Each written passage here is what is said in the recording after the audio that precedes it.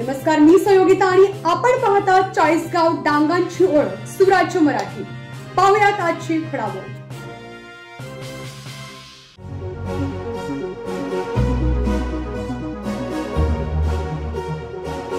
दिनांक 6 जून रोजी राजूर ग्रामपंचायतीची ग्रामसभा दत्त मंदिर येथे पार पडली।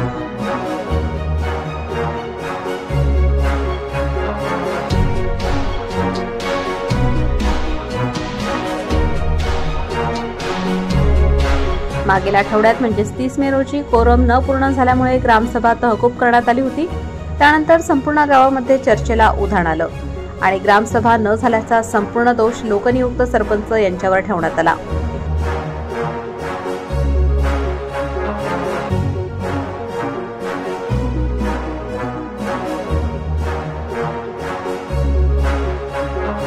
मात्र आज पार पडलेल्या ग्रामसभेमध्ये वास्तव वेगळंच दिसून आलं।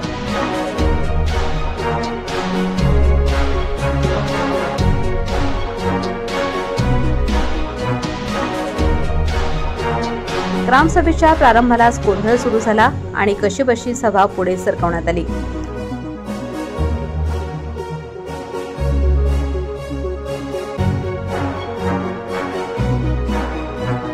मागील ग्रामसभेचे इतिवृत्त वाचन सुरू होताच प्रत्येक ठरावावर प्रश्नांची सरबत्ती सुरू झाली।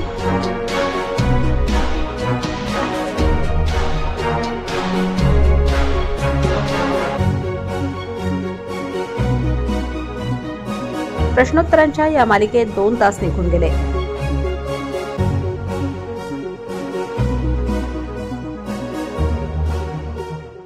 जर झाले नसेल तर या सगळ्या कामांची एक समिती स्थापन करा, काही 4-6 ग्रामस्थ तिच्यात घ्या, तुमचे ग्रामपंचायतीचे सदस्य घ्या आणि ते काम आपण सगळ्या नजरेखाली करू आणि पुढच्या ग्रामसभेतीचा त्या विषयावर घ्या। पण दुर्दैव म्हणजे सर्वसामान्य जनतेचे प्रश्न तसेच राहिलेत।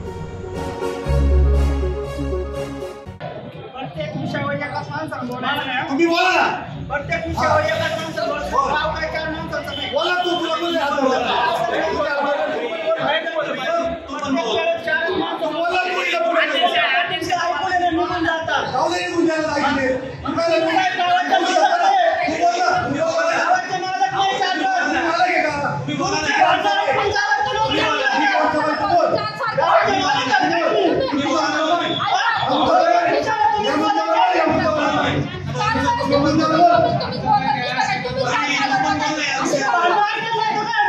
ये मुद्द्यावर बोला तुम्ही।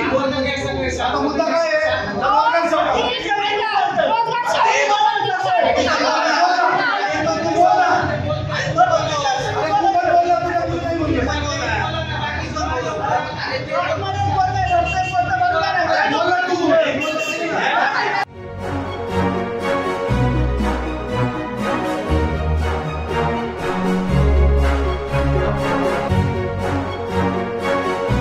ग्रामसभेमध्ये अनेक नागरिक आपल्या समस्या घेऊन आले होते, परंतु काही ठराविक लोकांच्या वर्चस्वामुळे इतर नागरिकांना बोलताच आले नाही।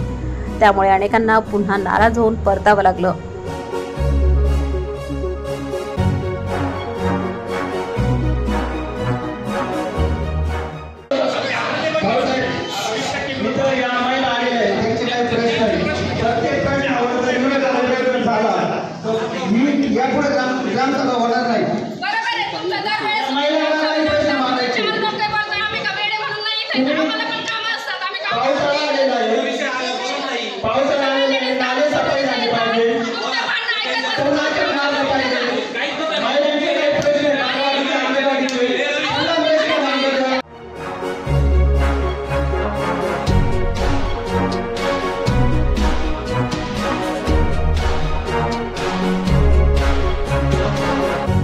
ग्रामसभा ही गावाच्या विकासावर चर्चा करण्याचं व्यासपीठ असताना येथे फक्त ठराविक लोकांचंच बोलणं ऐकलं जातं हे स्पष्टपणे जाणवून आलं।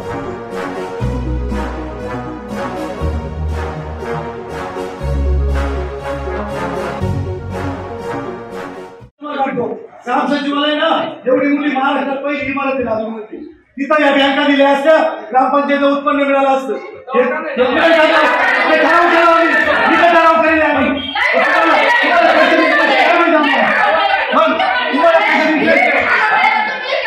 आम्ही ठराव दिले ज्या पतसंस्था हे सगळे गेलं असं ग्रामपंचायतला पैसे मिळाले असते ते नको तुम्हाला या वादामुळे ना लोक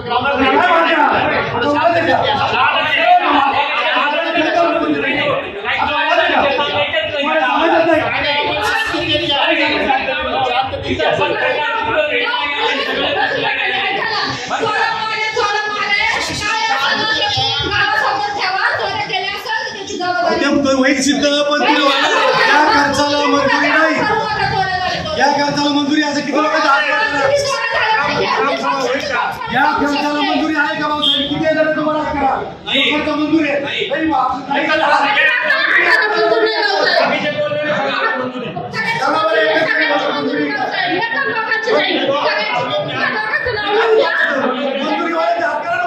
या खर्च मंजुरी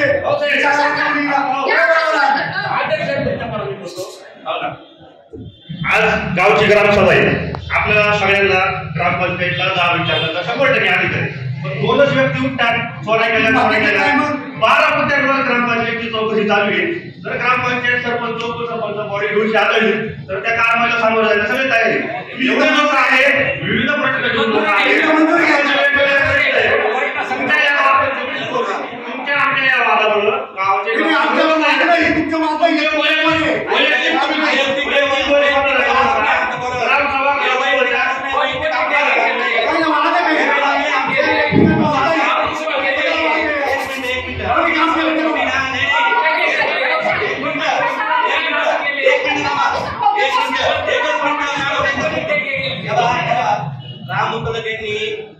दोघा जणांकडे किंवा वैयक्तिक असं चाललं असं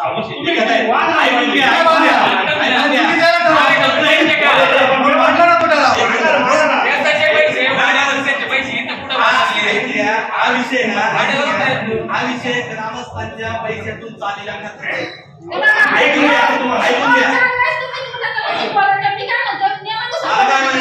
तुम्ही ऐका फक्त एकच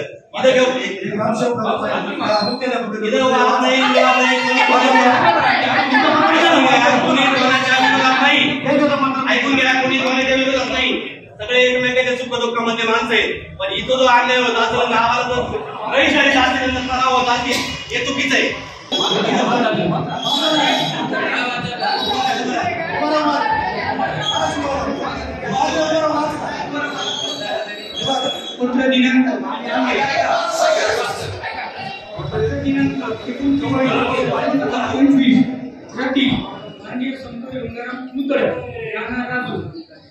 संदर्भ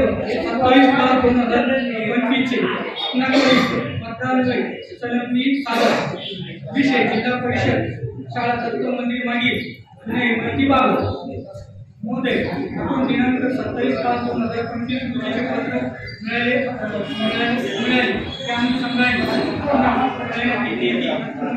शाळा इमारत मुंबईत झाली होती परंतु सन 2021-22 मध्ये जिल्हा परिषदला राजू मुलींची इमारतीचे निर्लेखन झाल्यामुळे दत्त मंदिरामागील इमारतीचे ग्रामपंचायत राजू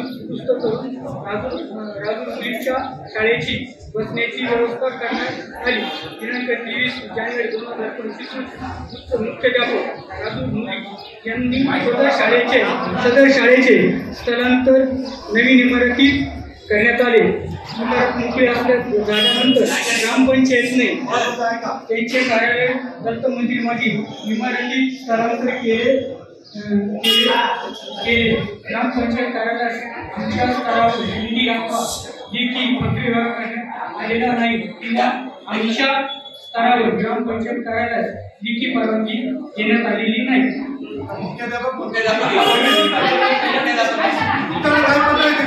मुख्याध्यापकांना आम्ही याबाबत विचारणा केली तर त्यांनी आम्हाला सांगितलं की झेडपीकडं पंचायत समितीला तुम्ही पत्र व्यवहार करा. पंचायत समितीकडे आम्ही पत्र व्यवहार केलेला आहे ते पत्र माझ्याकडे आहे पण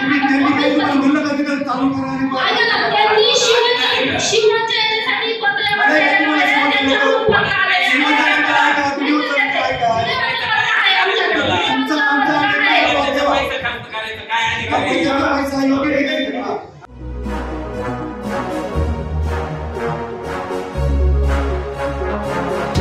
या सभेत कावळ्यासारखा गंभीर आरोग्याचा प्रश्न किंवा पाणी पुरवठ्याचा मुद्दा बाजूला पडला आणि अप्रस्तुत विषयांवर तासनतास चर्चा करण्यात आली। त्यामुळे गावकऱ्यांमध्ये नाराजीचं वातावरण निर्माण झाले।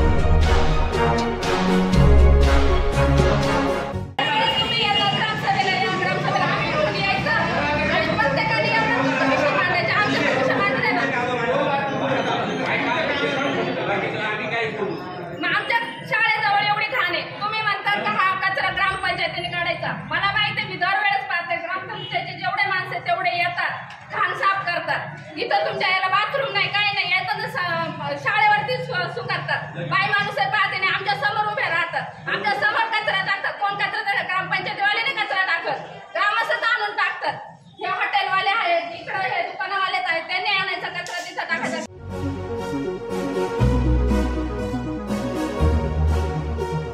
आम्हाला कधी आमचं म्हणणं मांडायला मिळेल असा सवाल अनेकांनी व्यक्त केलाय।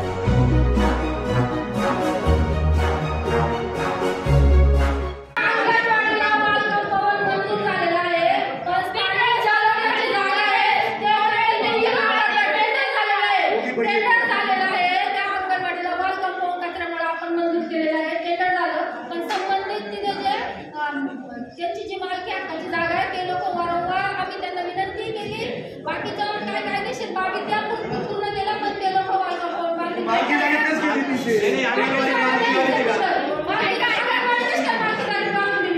जागी एखाद्या सहकार्य केलं म्हणजे तुम्ही सरळ त्याने घ्यायचं का?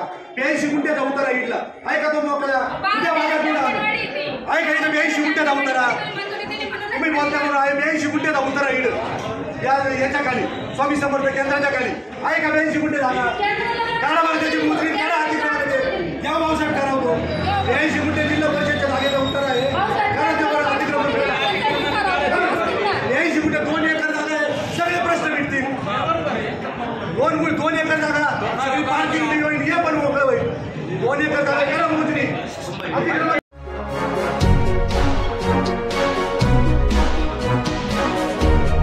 ग्रामसभा संपल्यानंतर राजूर पोलीस स्टेशन ते स्मशानभूमी या रस्त्यावर सुरू असलेल्या स्ट्रीट लाईटच्या कामाची पाहणी लोकनियुक्त सरपंच आणि गावातील नागरिकांनी केली।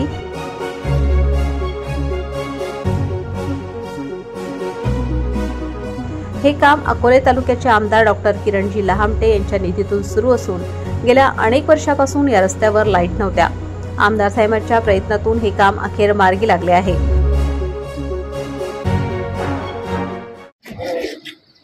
राजूरमध्ये जनसुविधेच्या मार्फत जे स्ट्रीट लाईटचं 9 लाखाचं काम मंजूर झालेलं आहे।